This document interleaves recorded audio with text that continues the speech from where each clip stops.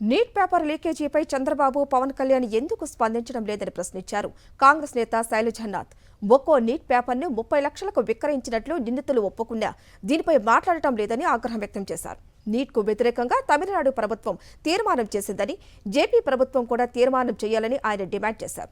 లక్షలాది మంది విద్యార్థుల జీవితాలతో ప్రధాని మోదీ చెలగాటం ఆడుతున్నారని ఫైర్ అయ్యారు. విద్యార్థుల తరపున CM Chandrababu, deputy CM Pawan Kalyan పోరాడాల్సిన అవసరం ఉందన్నారు కాంగ్రెస్ నేత శైలజానాథ్.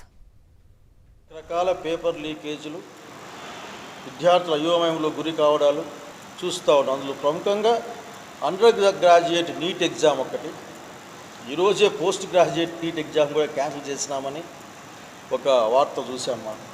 నేను చంద్రబాబు నాయుడు గారు ముఖ్యమంత్రి గారిని, అట్లా ఉప ముఖ్యమంత్రి గారు పవన్ కళ్యాణ్ గారిని నేను కోరుకుంటా ఉన్నాను. ఇంత అన్యాయం జరిగిన తర్వాత, లక్షలాది మంది పిల్లల భవిష్యత్తు దుర్మార్గమైన పేపర్ లీకేజ్ చేసిన వాళ్ళ చేతుల్లో పడ్డ తర్వాత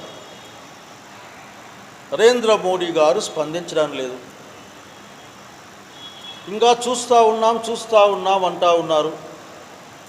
డార్క్ వెబ్ పేజెస్లో పేపర్లు ముందుగానే వచ్చేసాయని కూడా మనం చూసాం. ముఖ్యమంత్రి గారు, ఉప ముఖ్యమంత్రి గారు నీట్ ఎగ్జామ్ పైన తక్షణం స్పందించండి. మీరు దీన్ని రద్దు చేయమంటారా? లేకుంటే నరేంద్ర మోడీ లాగా మేము నరేంద్ర మోడీ యొక్క అడుగు జాడల్లో ఉంటాం కాబట్టి మేము మౌనంగా ఉంటామని చెప్తారా?